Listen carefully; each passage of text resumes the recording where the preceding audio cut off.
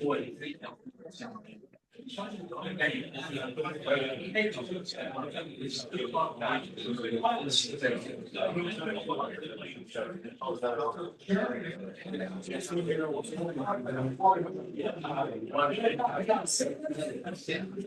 everyone, it's 7 o'clock, so it's time to all meet order. Would you please stand for the opening prayer?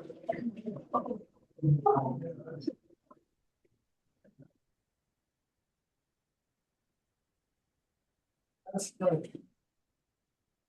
O Almighty Lord, who fashionest the hearts of thy people and considers all their works, grant thee each day to us and to all the people of this land the spirit of obedience to thy commandments, that walking humbly in thy fear, we may under thine almighty protection possess our liberties in righteousness and peace. Amen. Laws, would you please lead us in the pledge of allegiance to the American flag? Yes. I pledge allegiance to the flag of the United States of America and to the republic for which it stands, one nation, under God, indivisible, with liberty and justice for all. Mark, would you please lead us in the Texas flag? Honor the Texas flag. Pledge allegiance to thee, Texas, one state under God, one and indivisible. Would you please lead us in the SAR pledge? This is a cappella. We don't have a song. So those of you who know it, and join me. We, the descendants of the heroes of the American Revolution, who by their sacrifice established the United States of America, reaffirm our faith in the principles of liberty and our constitutional republic, and solemnly pledge ourselves to defend them against every foe. Please be seated. For our visitors and newcomers, now is our introduction time, so I will pass the microphone around and just tell us your name and what chapter of the SAR you belong to. Harry Barnett, chapter. Boston Region Secretary, and online we have Tom Foster. Marshall Crawl, in the chapter.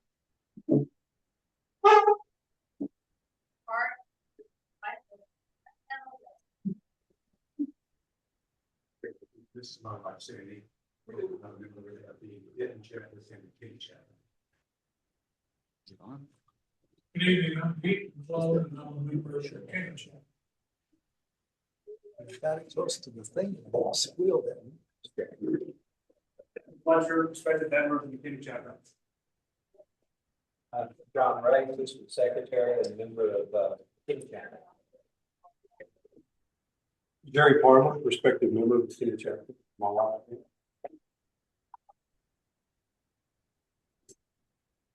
Tom Foss, I'm with the Dallas chapter and a bunch of other chapters, but I'm a McKinney dual member. Mark Hanson, Dallas and McKinney chapters. Paul Elliott, respected member of the McKinney chapter. Ed Wilson, member of Edmond Carroll and McKinney.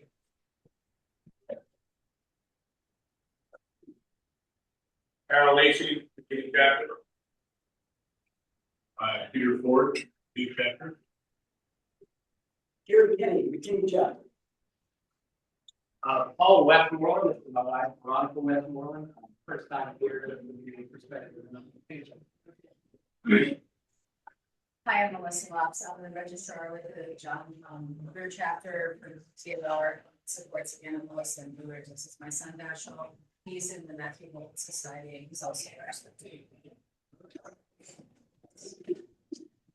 Thank you. Has everyone introduced themselves? Good. Well, I'm very pleased to introduce our guest speaker tonight. With us, we have Jerry W. Pinkerton, and now retired CPA.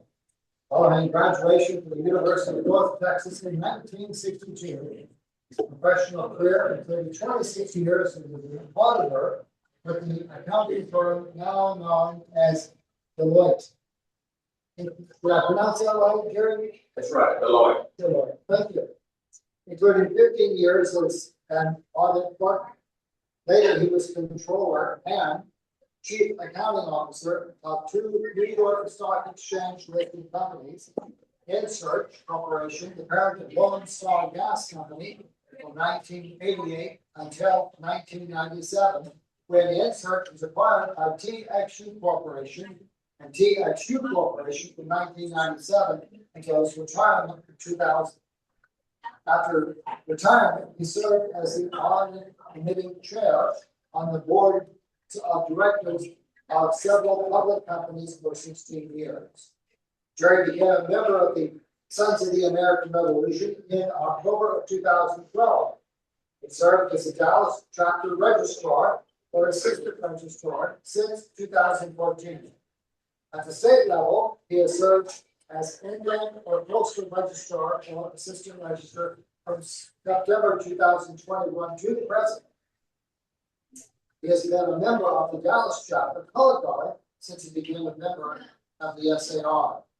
Jerry serves as a speaker in the Texas SAR Speakers Bureau on topics A Tale of Two Patriots with Tom Dan Clausen and Texas from Spain's landing in Mexico 1519 to support of the American Revolution in 1783, topic will gracing us this evening. He and his wife, of 64 years, Judy, met while in college at the University of North Texas and lived in the Dallas area since their 1962 graduation. The Pinkertons have 3 daughters and 9 grandchildren. So we're very fortunate to have him speaking to us tonight. So thank you, Jerry. Go ahead. Can you hear me? You witnessed something tonight we've never seen before. Usually I am the assistant, Mr. Van Fossen. Tonight, he's my assistant. Hope he does a good job like I did. But I'm going to sit so I can see my note. Change the slide. You can hear me, so that's the good one. So we'll start it off now. Today's presentation will cover about 260 years of Spanish Texas history, from Spain landing in Mexico in 1519 to Texas supporting the American Revolution. Some of you may not know that. Even if you've had Texas history, it's a new one. Today you're going to learn some interesting facts about our Texas. This way would work. This is the main topic we're going to talk about. Spain exploration of the Americas, the colonization under Spain. Something you may not know, Bering Land Bridge. The Spanish brought livestock. French colonization of Texas in Spain.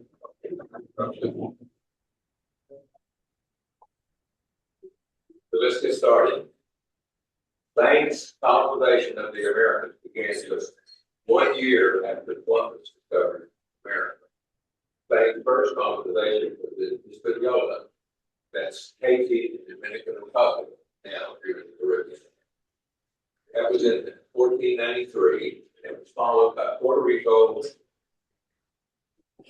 in 1508, Jamaica in 1509, and Cuba in 1511. In 1519, the Spanish explorer Hernan Cortez led an expedition to Cuba, the mainland Mexico. He came on 11 ships and he was armed with several cannons. With him were about 600 soldiers and sailors, a few enslaved people, and 16 horses. It is reported that Cortez famously scuttled his ships to prevent any retreat by some of his mutinous crew members if they had to want to leave. He founded the city of Veracruz in Mexico to establish independent authority from the governor of Cuba. Cortez came primarily to seek wealth and personal glory and to expand the Spanish Empire and the Christian faith. and to establish itself as a prominent conquistador. He had heard rumors about vast riches in the western part of Mexico, and sophisticated cities. After years of searching, he finally figured out that those were just rumors.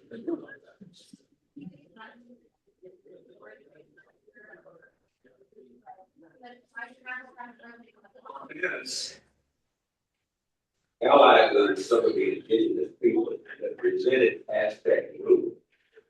So they provided thousands of warriors. In late 1519, he entered, for the butcher this word I know, Tenochtitlan, which is now Mexico City, and was welcomed by Montezuma. Shortly thereafter, he captured Montezuma when they took him as a hostage. And that went fine for a while, but then in June of 1520, the fighting broke out, and the Spanish had to flee, suffering many losses. He then regrouped for several months with the indigenous people that didn't like the Aztecs. He laid a siege to the Aztec capital for several months. And then just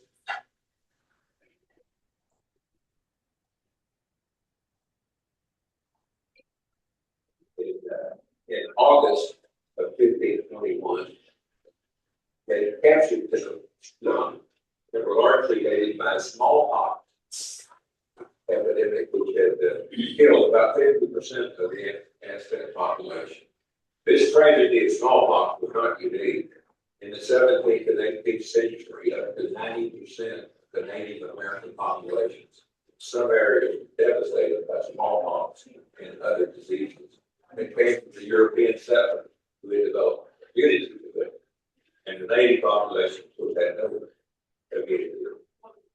That capture ended the Aztec Empire. And then Cortez treated New Spain to be a large colonial territory that included present-day Mexico and Texas. And New Spain became Spain's colonial center in North America.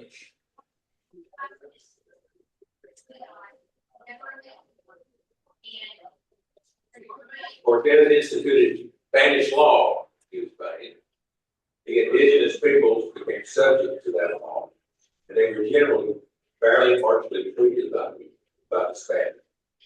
By about 1550, New Spain effectively had presence in what are now Mexico, Central America down to Panama, and the southern parts of what is now the states of California, Arizona, New Mexico, and Texas. It was not until the 1680s and 90s that Spain began establishing missions in what is now Texas, including the Alamo, established in 1780.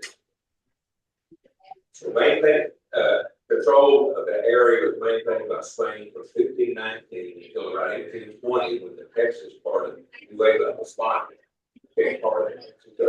Mexico gained its independence from Spain. I didn't mention the flag of Nueva España, the one that we show right over here. The breakfast we have, that's our Dallas chapter flag. We have members who have come up into membership to the route and talk.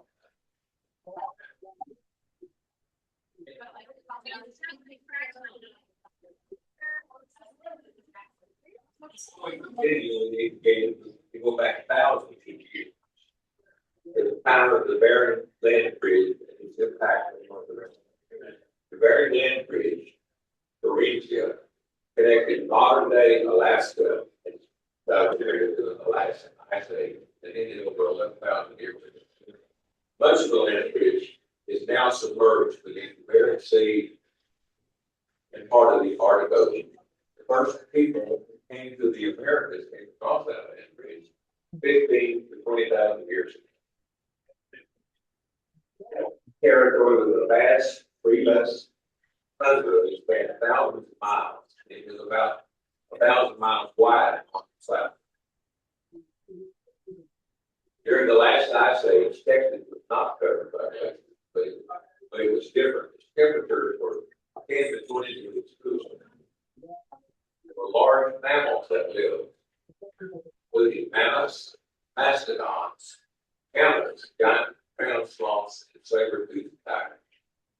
Most of them died about 13 to 10,000 years ago, around the end of the last ice age. When ice age ended, sea level rose about 400 feet about 11 years ago, and that all that land area that I just talked about, in fact, what we know that was Siberia is about 55 miles across from Alaska.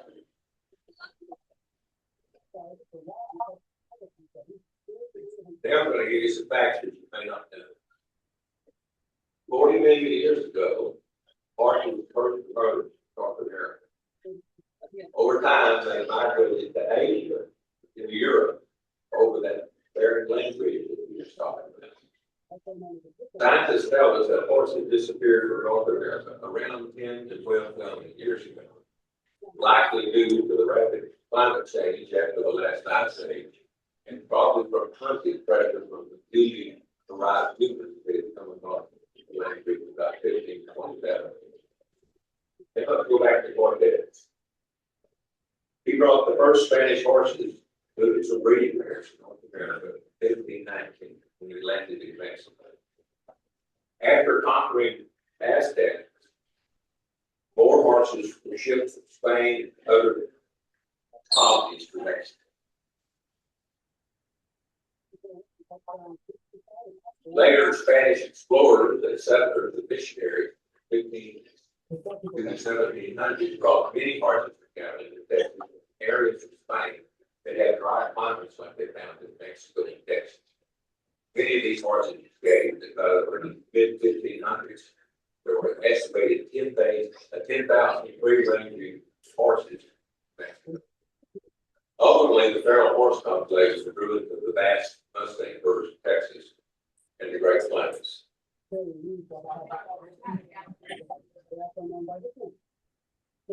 Other Spanish explorers brought horses to Canada.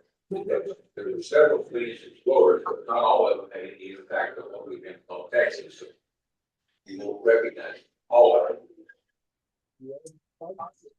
Explorer Francisco Vasquez de Coronado, 1540, marching across Texas, Great Plains. He brought thousands of horses cattle to pig. He had to bring his food with him. And bring his food. With expedition to the exploratory rather than the settlement, like the one we speak of now. His expedition was the first Europeans to see the Grand Canyon. Juan de Oñate led an expedition in 1598 with hundreds of settlers north of Mexico. They caught thousands of animals, including horses, cattle, sheep, goats, and oxen. He established permanent ranching. His expedition remains very controversial to this day because of the violence they inflicted on the indigenous communities, particularly on some of the developers. Many of the features that are associated with Texas ranching and cowboy culture today trace back to Spanish and Mexican vaquero traditions that were established centuries before the era of the American cowboy. Here's something else. Thousands of years, the Plains Indians traveled and hunted on foot. They had no farming. They relied on dogs as pack animals to transport their kids and their belongings. The Spanish quickly realized that if the Indians had horses, that would give them equal to the Spanish, and that would not be a good thing. There was a revolt of Pueblo in 1680, where after years of oppressive Spanish rule, the harshly treated Pueblo Indians violently killed 400 Spaniards and they drove the rest of them from Santa Fe. The Indians captured the Spanish horses, traded some of the other tribes, and learned to ride them themselves. The Plains Indians soon learned how to ride horses instead of runners. It totally changed their civilization. Before that, they were a pedestrian society. They walked it. Then it changed them into the nomadic mountain buffalo hunter and warriors of the late 1600s. The Comanches, the Apaches, the Wichita, and the other nations that have come on that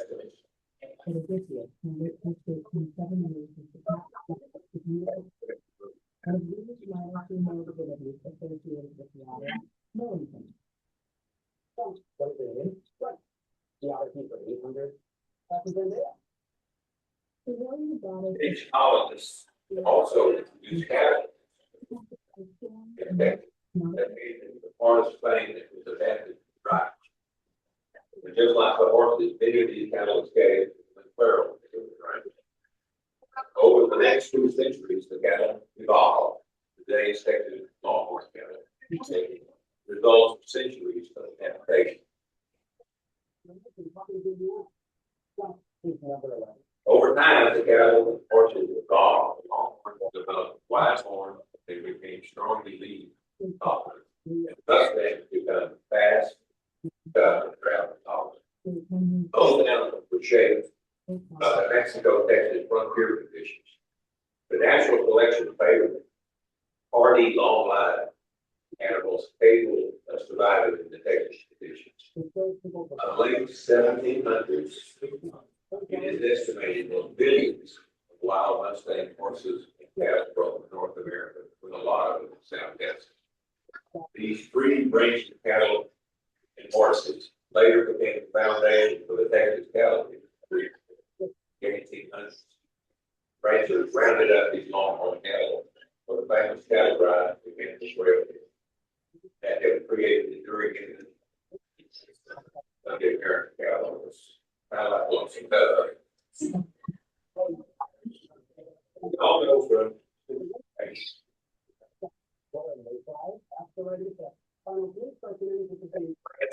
connected. 1584 without Christian began his expedition. France wanted to control trade, challenge Spanish power.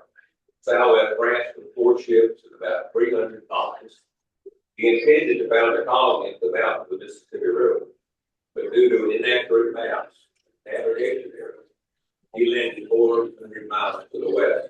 That's where about on the way over, privateers had captured 1 ship. Secondly, Brandon Brown had sunk the one were saved by it for their lives. And the third returned to France with dissatisfied colonists and deserters. Now left only 1 ship left. Sales damaged Fort St. Louis, 1685. Your present day Victoria, Texas. The colony faced numerous difficulties during its brief existence, from the indigenous troops, food shortages, epidemics, internal disputes, and cost of livelihoods. From Fort St. Louis, LaSalle led several expeditions to try to find the Mississippi River.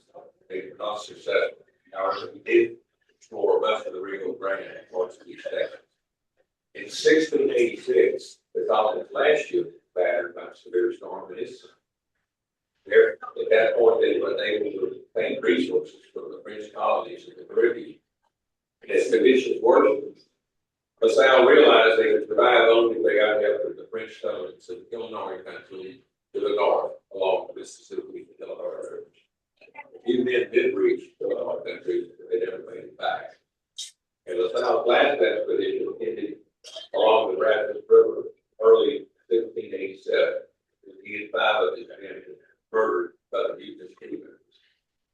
Most of the remaining members of the colony were killed during the Turncoat raid in late 1688.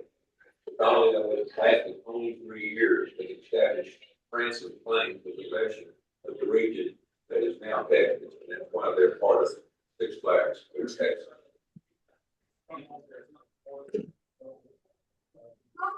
In 1686, Spain learned of LaSalle's mission and were alarmed to learn that France had attempted to Texas.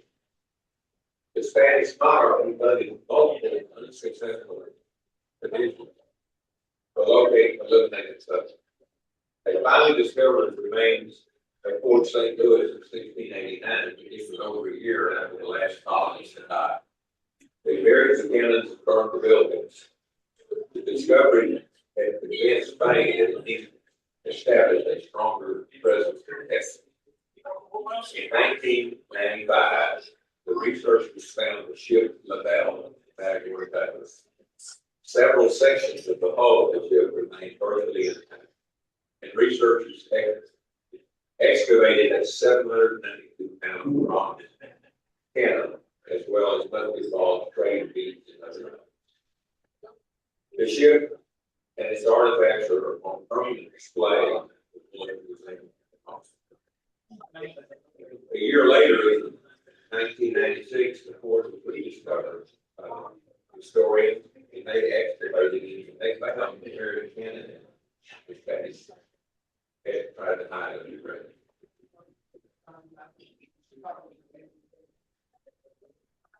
As previously mentioned, in the 1680s and 90s,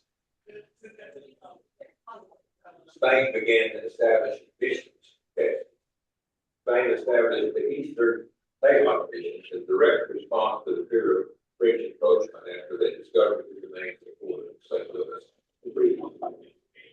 Within the next few decades, Spain established missions, presidios, forts, and ranches and civilian settlements including the town of Congo in 1780.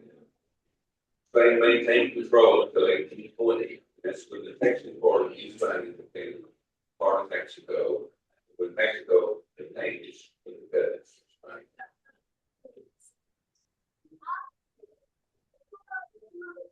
You might be wondering about how Texas, as part of Spain, was involved in the American Revolution.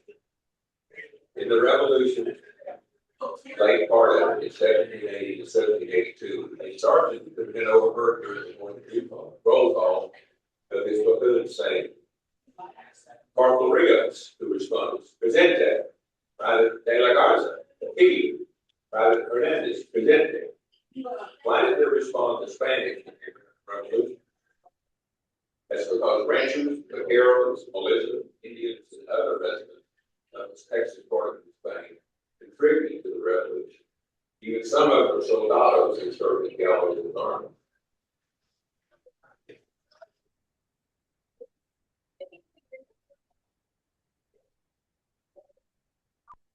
Spain was an ally of France, declared war on Great Britain in 1779 to help France defeat Britain. Spain was motivated to secure the Gulf of Mexico and to regain its lost territories, Crawford, Florida, while also aiding the American brothers. The King of Spain commissioned Bernardo de Galvez to support the American Revolution. Many of us here have known. Galvez was an accomplished general and was the Spanish governor of Louisiana.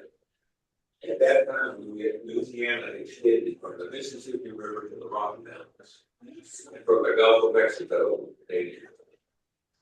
Spain's involvement was critical to the revolution. It opened the southern military conflict against the British and controlled British access to the Mississippi River.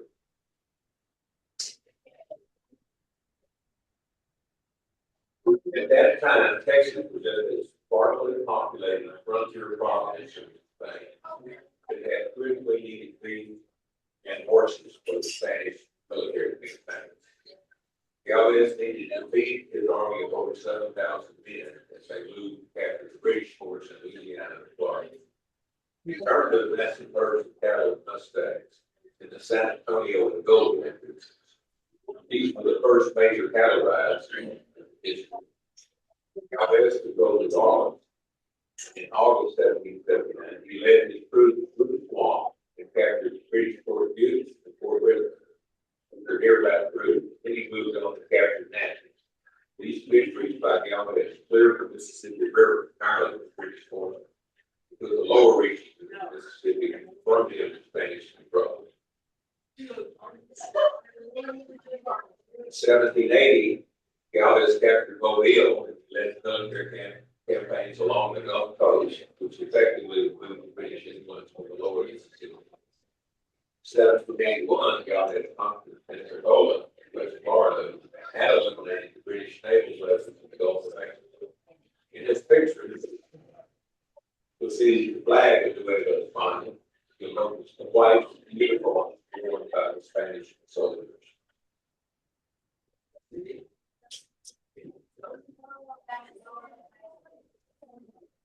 This map shows the relationship of New Spain with Texas, West Florida, 13 colonies, and other areas involved in the Revolution.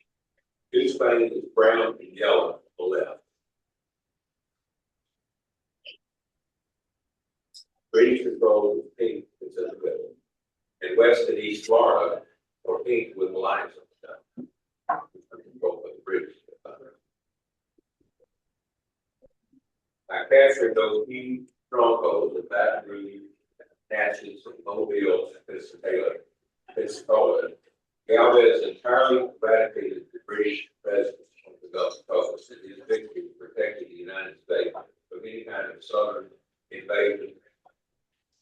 In 2014, over 230 years after his contributions to American independence, the U.S. Congress granted Galvez honorary U.S. citizenship.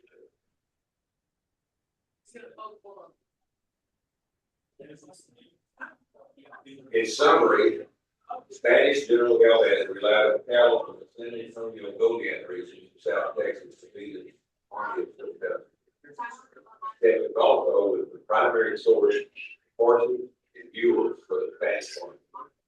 Thousands of Texas horses and viewers provided for pulling artillery, moving supply wagons, and mounting the Spanish cavalry. These cattle and horses allowed him to conquer West Florida and defeat the British along the coast. Texas also maintained the northern frontier, which prevented the British from expanding their influence west of the Mississippi and south of Canada, and the Spanish official connections worked to keep the British from recruiting or influencing the native Indian tribes. So now you know little known facts about how the Texas portion is fighting reported to American.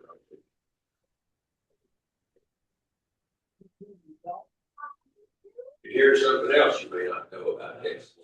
There's a Texas flag in the U.S.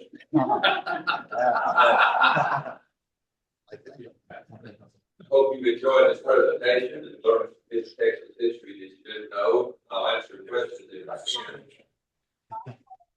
Do you have any questions? I can bring the microphone to you if you'd like. No, no questions. Well, let me,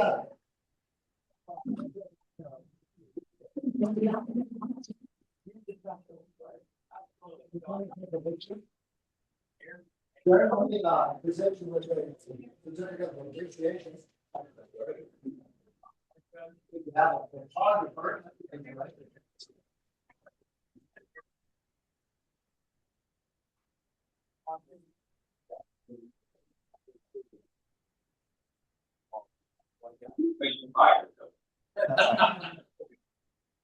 Well, we continue on with our meeting agenda this evening.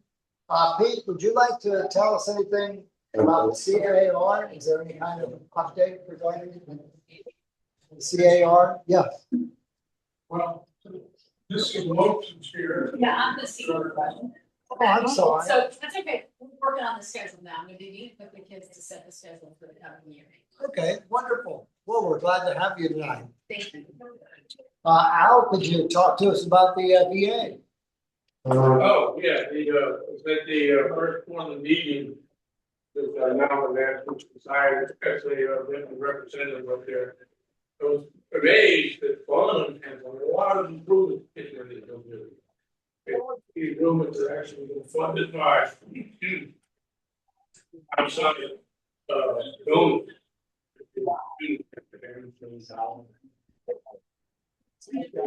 Talk to the director of the recreation. Besides the veterans that are up there that reside permanently, there's a place where right now there's 42 veterans who are in rehab. Typically it's alcohol and or drug use, driven by PTSD. Number one class of veterans and suicide, PTSD. Second,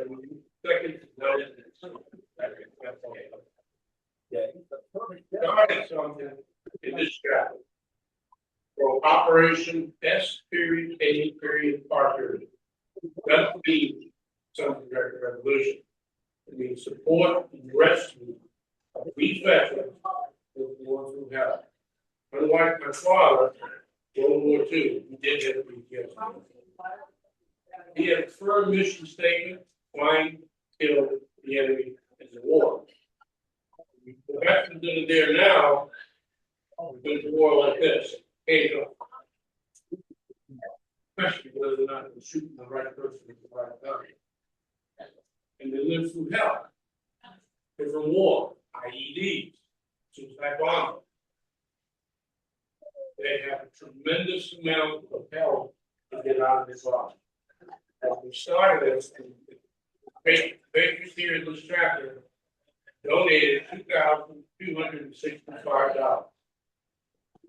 Westbourne classmate was his Knights of Columbus put up 500 he met.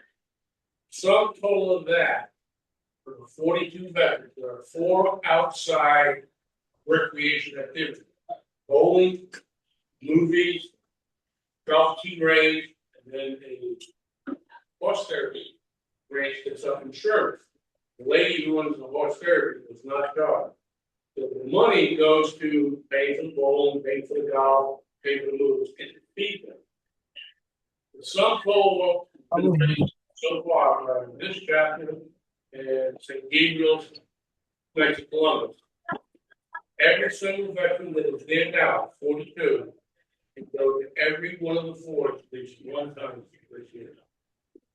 And the director said when they go out, they always come back with the smell. We need other chapters to now get to work. We need the DAR. And we need Dallas chapter, who's so big. We need the other chapters in North Texas to get word to them to say it's time to take care of these veterans who serve their countries and live through health and getting back to their families. And that's the rest of the problem. Well, thank you, Al. Like somebody's got the microphone. Thank you for leading that project for us. Looking training left point for Any old business that we need to address? Hearing none. How about new business? Good, Tom. Would you like to?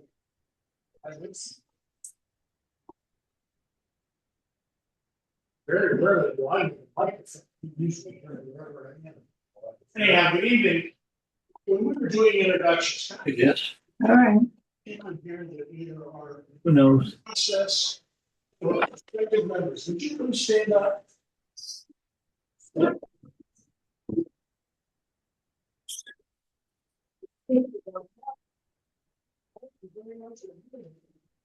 You're on the verge of joining better chapters of Texas trustees. I'm along with a lot of chapters. Greetings from the nation Out of here. of North Carolina, which just wrapped up today. I had a long talk with our Yes, home guest. I want to stay here this summer. I want to. son-in-law who had never been to a Congress, and he's living in North Carolina, so they had a great time. And he and I are going to confer next week, and we're going to find out all the secrets that are going on. That's what's. Reminders I'm bringing you, and I'm doing this on behalf of David Fabry, who is your District 6 VP. He was also a Congress, and I told him I'd fill in for him. Look at your calendars in your mind. I know that's difficult to do. August 20th, 21st, and 22nd is the South Central District meeting. For those of you who don't know, it's a 5-state area, which we call MOCAT. Missouri, Oklahoma, Kansas, Arkansas, and Texas.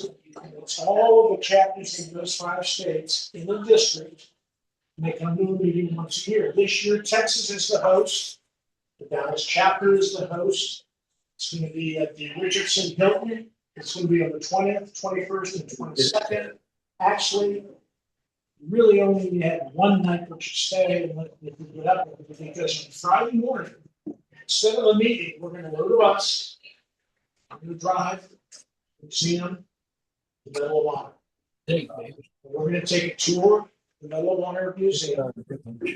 Have lunch there with the director, and then we'll be back at the hotel by about 4 o'clock that afternoon because there's a banquet stuff that night. And then the next morning we have a meeting.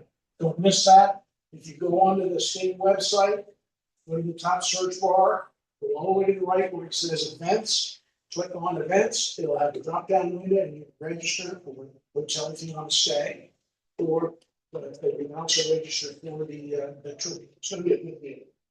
The other one is in October 22nd, 23rd, and 24th, we're gonna have the fall BOM. I know the new kids and you want meetings. Well, not really. We have 3 BOMs, board of manager meetings, a year. One is our annual meeting in April. That's a deal. We'll have a Zoom call sometime in the end of July, and then we'll have the fall BOM, which is going to be in Arlington this year.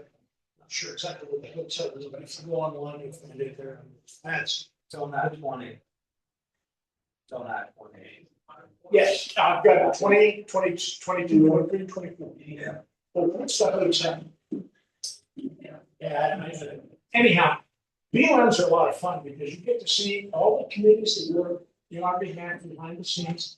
Guys like this, and he calls himself the assistant secretary. That's not true. He is my professor. If I can say that I don't know from all the things I've done in this area, I call that guy. We're very, very happy to have you. Sure, appreciate it. Now, don't forget to Ken, go on and see if we can get you to come to the South Central District meeting and also to the Arlington BOM in the third. Thank you, Tom. Treasurers, Peter, are you available to tell us how we're doing there? I can come to you if you want. Okay.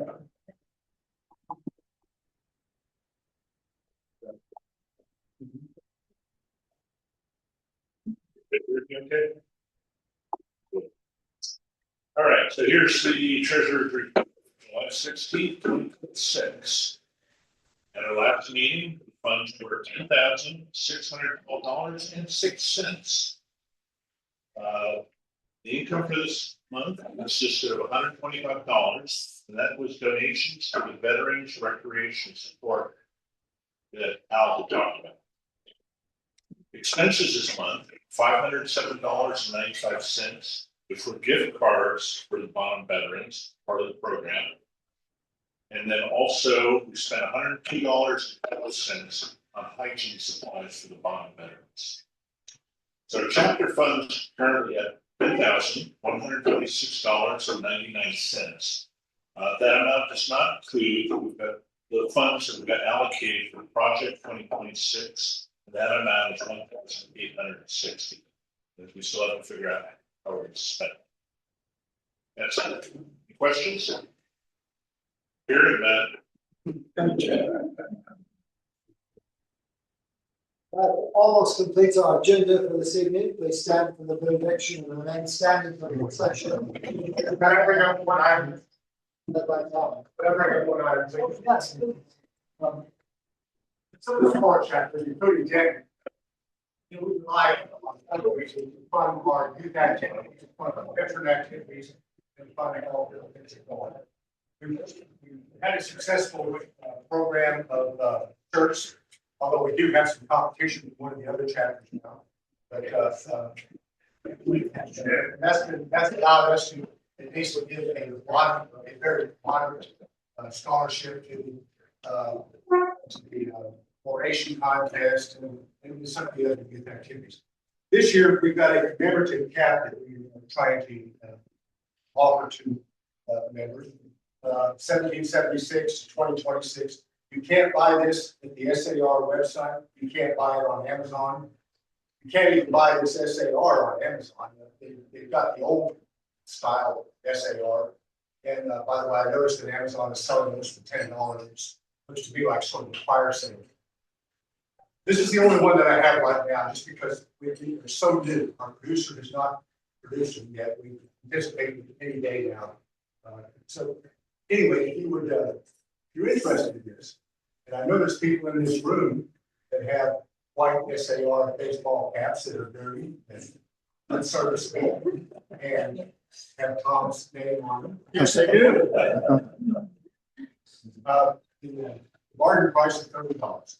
So give me an email You got it. I got one other thing. Let's go ahead. We got any veterans in here? Yeah. You get a free hat. These come from John Murphy town. Oh. Too many, huh? One more. Oh, look. I gave you two. I did. Yeah, okay. About Pete. You want that?